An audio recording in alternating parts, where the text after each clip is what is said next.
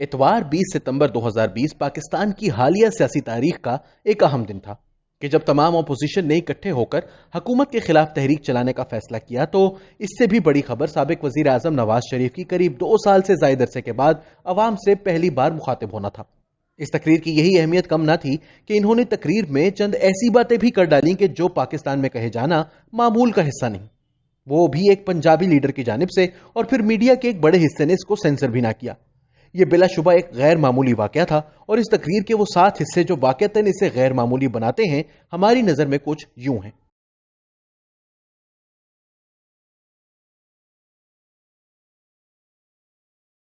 नवाज शरीफ के बदतरीन मुखालिफिन भी अक्सर कह जाते हैं कि इनकी असल गलती करप्शन या बुरी हुकूमत से कहीं ज्यादा एस्टेब्लिशमेंट से इनके ताल्लुकात की खराबी थी, और इसमें सबसे बड़ा अंसर इनकी ये जिद थी कि 1999 में इनकी हुकूमत का तख्ता उलटने वाले जनरल परवेज मुशर्रफ के खिलाफ गद्दारी का मुकदमा चलाया जाए। उन्होंने ये मुकदमा चलाया भी, और 2019 में इस मुकदमे में खुसूसी अदालत की जानिब से जनरल मुशर्रफ को फांसी की सजा भी सुना दी गई। लेकिन फिर लाहौर हाई कोर्ट ने इस फैसले को ही नहीं, इस खुसूसी अदालत को ही गैर आईनी करार दे दिया जिसने ये फैसला सुनाया था। इस पर तनकीद करते हुए नवाज शरीफ ने क्या कहा, सुनिए। खवातीनों हजरात और जनाब सदर, जब एक डिक्टेटर को आइन शिकनी के जुर्म में पहली बार अदालत के कटहरे में लाया गया तो आपने देखा क्या हुआ। क्या हुआ? मुझे यह कहते हुए दुख होता है कि जिस तरह हर माशाल्लाह को अदालतों ने जायज करार दिया, डिक्टेटर्स को आइन से खिलवाड़ करने का इख्तियार दिया, 3-3 सालों के लिए दिया,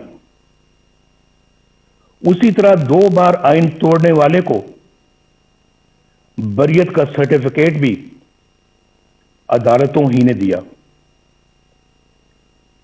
उसे एक दिन तो क्या, 1 घंटे के लिए भी जेल में ना डाला जा सका। पूरी दास्तान है मेरे पास जो किसी वक्त सुनाऊंगा कि कहां से कहां ले गए, जबकि आइन पर अमल करने वाले अभी तक कटहरों में खड़े हैं और जेलों में पड़े हैं। हमारी तारीख में तकरीबन 33 साल का अरसा फौजी आमरीत की नजर हो गया। यहां सिर्फ एक डिक्टेटर पर मुकदमा चला, खसूसी अदालत बनी, कार्रवाई हुई, उसे आइन और कानून के तहत सजा सुनाई गई, लेकिन क्या हुआ? मैं पूछना चाहता हूं, क्या हुआ? क्या मुजरिम गिरफ्त में आ गया? क्या सजा मिली? ये सब तो दूर की बात। हुआ तो ये कि अदालत इस सिरे से गैर आईनी करार दे दी गई। यहां कोई ये अनहोनी बात नहीं, यानी पाकिस्तान में ये कोई अनहोनी बात नहीं कि किसी डिक्टेटर के बड़े से बड़े जुर्म पर भी कोई कार्रवाई ना हो, और अगर हो भी जाए तो कोई उसे छू भी ना सके, और अगर कोई फैसला आ भी जाए तो सिर्फ सजा ही नहीं, अदालत को भी हवा में उड़ा दिया जाए। लेकिन आखिर कब तक?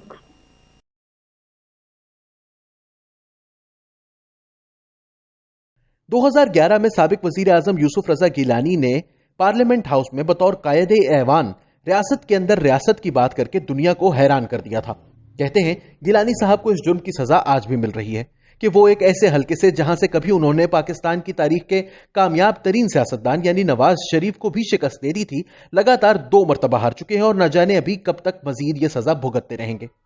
लेकिन नवाज शरीफ इनसे भी एक हाथ आगे निकल गए।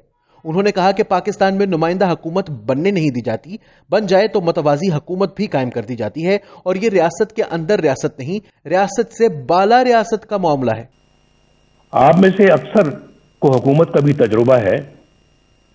आप जानते हैं कि अवाम की हमायत से कोई जमहूरी हुकूमत बन जाए तो किस तरह उसके हाथ पांव बांध दिए जाते हैं, और किस तरह عوامی نمائندوں کی تذلیل اور تحقیر ہوتی ہے، کس طرح کردار کشی کا ایک منظم سلسلہ شروع ہو جاتا ہے، کس طرح قومی مفاد کے خلاف کسی سرگرمی کی نشاندہی کرنے پر انہیں ملک دشمن اور غدار قرار دے دیا جاتا ہے۔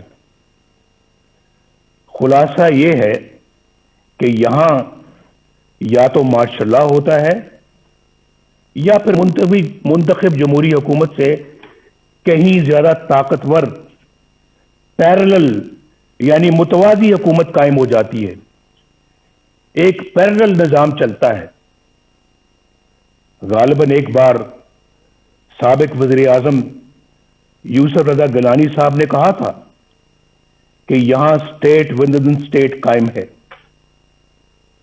جسے برداشت نہیں کیا جا سکتا۔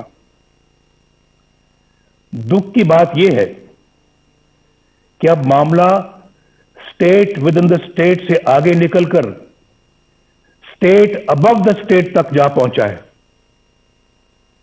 عوام کے حق حکمرانی کو تسلیم نہ کرنے اور نتیجتاً متوازی یعنی پیرلل حکومت کا مرض ہی ہماری مشکلات کا اور ہمارے مسائل کی اصل جڑ ہے۔ This is the root cause of our problems.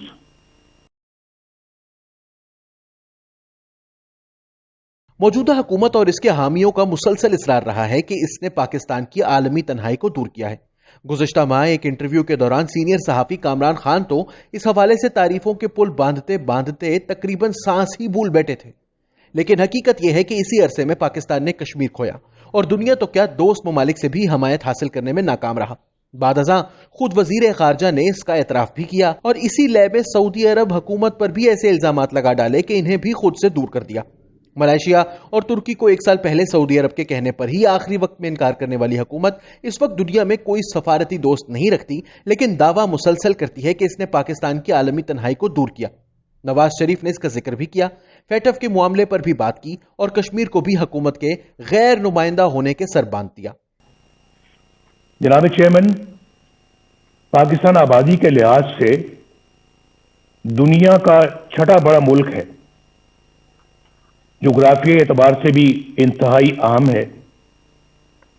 Pakistan کی خارجہ پالیسی بنانے کا اختیار عوامی نمائندوں کے پاس ہونا چاہیے۔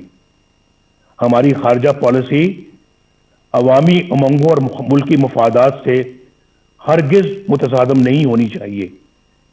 کھربوں روپے کے نقصان اور ہزاروں جانیں قربان کرنے کے باوجود ہم کبھی فیٹف اور کبھی کسی اور کٹہرے میں کھڑے شرمناک صفائیاں پیش کر رہے ہوتے ہیں۔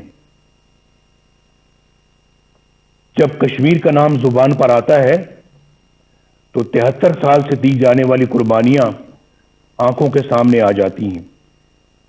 کشمیری عوام پر مظالم کا سلسلہ تو کئی سالوں سے جاری ہے، مگر کشمیر کو ہڑپ کرنے کا حوصلہ آج تک کسی کا نہیں ہوا۔ اب بھارت نے ایک غیر نمائندہ اور غیر مقبول اور کٹ پتلی پاکستانی حکومت دیکھ کر کشمیر کو اپنا حصہ بنا لیا ہے، اور ہم احتجاج بھی نہ کر سکے۔ دنیا تو کیا اپنے دوستوں کی حمایت بھی نہ حاصل کر سکے۔ آخر ایسا کیوں ہے؟ کیوں ہوا ایسے؟ کیوں ہم عالمی تنہائی کا شکار ہو گئے؟ کیوں آج ہماری بات دنیا سننے کے لیے تیار نہیں ہے؟ کیوں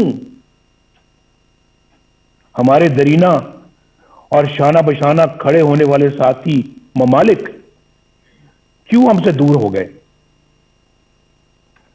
شاہ محمود قریشی نے کس منصوبے کے تحت وہ بیانات دیے جن سے ہمارے بہترین دوست سعودی عرب کی دل شکنی ہوئی؟ پاکستان کو اپنے دوست ممالک کی دل آزاری سے اعتراض کرنا چاہیے۔ OIC ایک اہم ادارہ ہے جس کی افادیت طے شدہ ہے۔ پاکستان OIC کے بانی ممالک میں شمار ہوتا ہے. پاکستان کو دیگر ممالک کے ساتھ مل کر OIC کو مضبوط کرنا چاہیے. ہمیں سوچنا چاہیے کہ کیوں ہمارے انتہائی قریبی ممالک بھی آج ہم پر اعتماد کرنا چھوڑ گئے.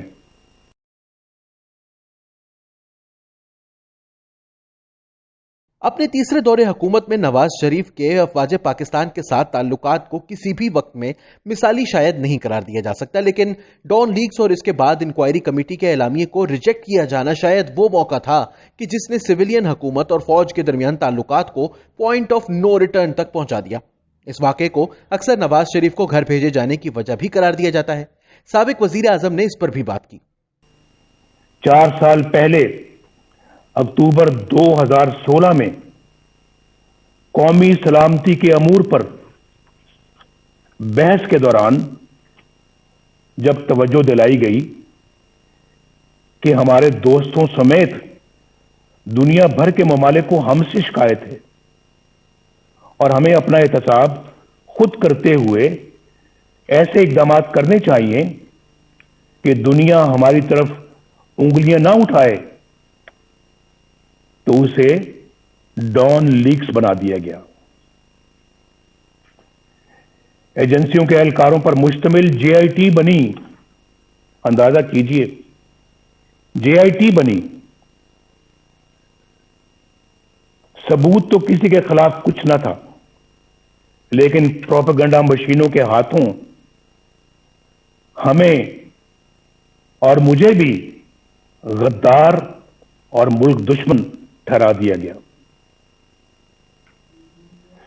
وزیر اعظم کے احکامات کو ایک ماتحت ادارے کے اہلکار کی طرف سے کی گئی ٹویٹ میں ریجیکٹڈ یعنی مسترد کا ٹائٹل عطا کر دیا گیا. آپ کو سب یاد ہوگا. بہت سے لوگ مسلم لیگ نواز کو کسی ڈیل کے تحت مسلسل خاموشی اختیار کیے رکھنے پر معطوف ٹھہراتے ہیں. اس میں کوئی شک نہیں کہ قریب 1 سال تک نواز شریف اور مریم نواز مکمل خاموشی برقرار رکھے رہے، لیکن یہ کہا جائے کہ عاصم سلیم باجوہ کے اسکینڈل کو بار بار زندہ کرنے میں ان دونوں افراد کا سب سے بڑا ہاتھ ہے تو بے جا نہ ہوگا. جب میڈیا پر اس حوالے سے کئی دن تک مسلسل خاموشی طاری تھی تو مریم نواز نے ہی میڈیا سے بات چیت کے دوران اس موضوع کو اٹھا کر عاصم باجوہ کو جواب دینے پر مجبور کیا. میڈیا اور عمران خان نے ان کی دی ہوئی وضاحت کو ہی صائب جان کر خاموشی اختیار کر لی تھی، لیکن اب ایک بار پھر نواز شریف نے اس معاملے کو اٹھایا ہے اور اس میں 2018 میں بلوچستان حکومت گرانے کی سازش کا الزام بھی شامل کر دیا ہے. 2018 میں سینٹ کے انتخابات سے کچھ عرصہ پہلے خواتین و حضرات ایک مذموم سازش کی گئی. میں آپ کی توجہ مبذول کرا رہا ہوں. اس مذموم سازش کے ذریعے بلوچستان کی صوبائی حکومت گرا دی گئی. اس کا مقصد کیا تھا معلوم ہے آپ کو؟ اس کا اصل مقصد سینٹ کے انتخابات میں سامنے آیا. اس سازش کے کرداروں میں لیفٹیننٹ جنرل عاصم سلیم باجوہ، جو اس وقت وہاں کے کور کمانڈر تھے، سدرن کمانڈ کے کمانڈر تھے، ان کا نام بھی آتا ہے. یہ وہی جنرل عاصم سلیم باجوہ ہیں جن کے خاندان کی بے پناہ دولت اور دنیا بھر میں پھیلے ہوئے اثاثوں کی تفصیلات پوری قوم کے سامنے آ چکی ہیں.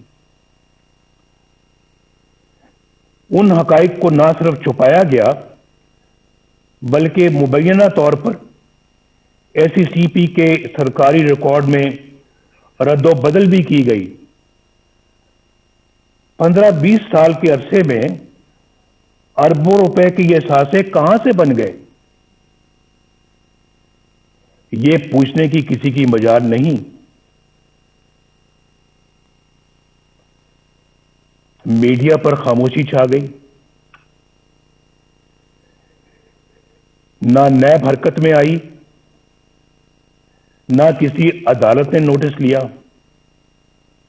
نہ کوئی JIT بنی اور نہ کوئی ریفرنس دائر ہوا، نہ کوئی مانیٹرنگ جج بیٹھا، نہ کوئی پیشی ہوئی، نہ کوئی سزا۔ اندازہ لگائیے باپ، احتساب کا نعرہ لگانے اور این آر او نہ دینے کے بڑے بڑے دعوے کرنے والا عمران خان، انہوں نے بھی اس احساسوں کے ذرائع پوچھنے کی ضرورت تک نہ کی، بلکہ ایک پل میں انہیں ایمانداری کا سرٹیفکیٹ جاری کر دیا گیا۔ یہ سارا کچھ آپ کے سامنے ہوا ہے۔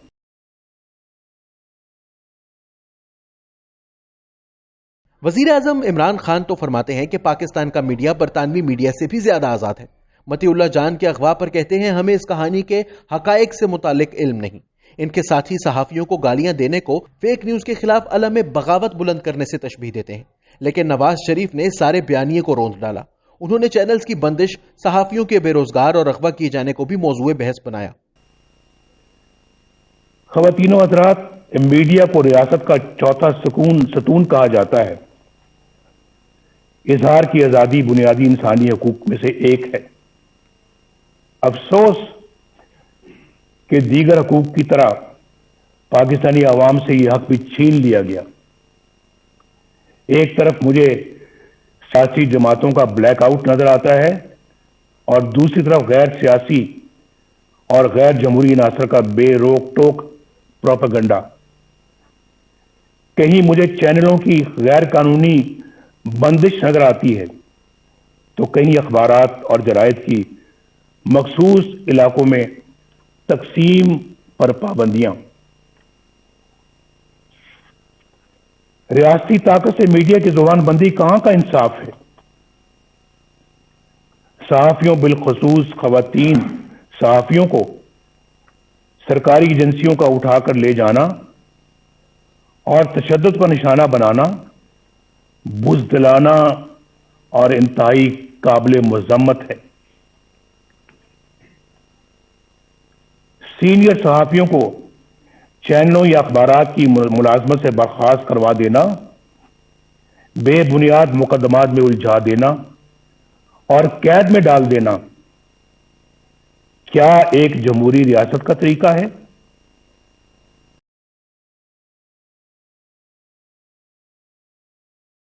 نواز شریف کا کہنا تھا کہ ماضی میں صرف سیاستدان کو تقسیم کیا جاتا تھا، لیکن اب ججز کو بھی تقسیم کیا جا رہا ہے۔ اس کی مثالوں کے طور پر انہوں نے اسلام آباد ہائی کورٹ کے سابق چیف جسٹس شوکت عزیز صدیقی اور سپریم کورٹ کے مستقبل کے چیف جسٹس قاضی فائز عیسیٰ کے نام بھی لیے۔ اب ڈیوائیڈ اینڈ رول کا یہ ہتھیار وکلاء، دانشوروں، تاجروں، صنعت کاروں اور میڈیا کے لیے استعمال ہو رہا ہے، بلکہ اب اس کا ہدف عدلیہ بھی ہے۔ جو جج انصاف اور قانون کی راہ پر چلتا ہے اور دباؤ میں آنے سے انکار کرتا ہے، اسے عہدے سے ہٹانے کی سازشیں شروع ہو جاتی ہیں۔ جسٹس شوکت عزیز صدیقی اور جسٹس قاضی فائز عیسیٰ کی مثالیں ہمارے سامنے ہیں۔ یہ دونوں جج صاحبان دیانتداری، سچائی اور امانت داری کی شہرت کے حامل ہیں۔ آج تک کسی فورم نے یہ تحقیق ضروری نہیں سمجھی کہ جسٹس شوکت عزیز صدیقی نے جو کچھ حلفاً کہا، یعنی حلف پر کہا، اس کا بھی تو جائزہ لیا جائے۔ بعض امیر ججوں کے ساتھ یہاں ایسا ہی سلوک کیا جاتا ہے۔ انفارچونیٹلی یہاں انصاف پسند اور امانت دار نہیں، بلکہ ایسے منصف تلاش کیے جاتے ہیں جو ان کے ہر جائز اور ناجائز مطالبات تسلیم کریں، ان کے جبر و استبداد اور بلیک میلنگ کے آگے سرے تسلیم خم کریں، نظریہ ضرورت بنائیں اور پروان چڑھائیں۔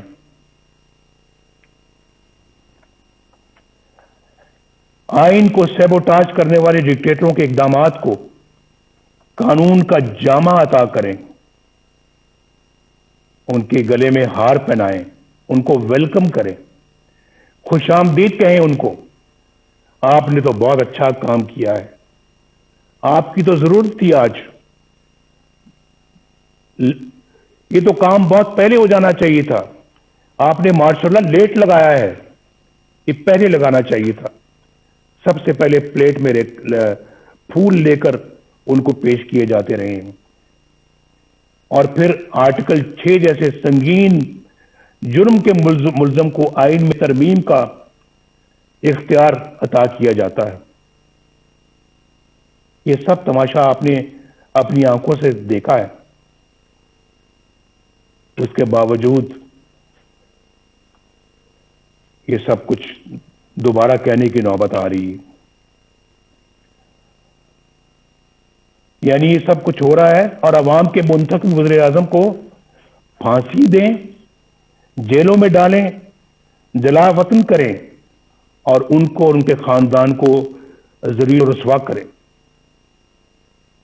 इस कॉन्फ्रेंस को आइन की हुक्मरानी और वोट की इज्जत के तहफ़्फ़ुज़ के लिए आज एक जामे लाएअमल तजवीज़ करना चाहिए। नवाज शरीफ की इस तकरीर को जहां एक दलेराना मौक़िफ़ अपनाने पर दादो तहसीन का मुस्तहिक करार दिया जा रहा है, वहीं ऐसे लोगों की भी कमी नहीं जो जानना चाहते हैं कि वो 1 साल से खामोशी क्यों इख्तियार किए हुए थे। अगर ये खामोशी किसी डील के तहत थी तो फिर इस बात की क्या गारंटी है कि एक नई डील मिलने की सूरत में वो सब भूल भाल कर फिर से काला कोट पहने किसी मेमोगेट मुकदमे में एस्टेब्लिशमेंट के बयानिए को आगे नहीं बढ़ा रहे होंगे, या फिर अपने केसेस में कोई रिलीफ हासिल करने के लिए एक बार फिर साल भर के लिए चुप का रोजा नहीं रख लेंगे।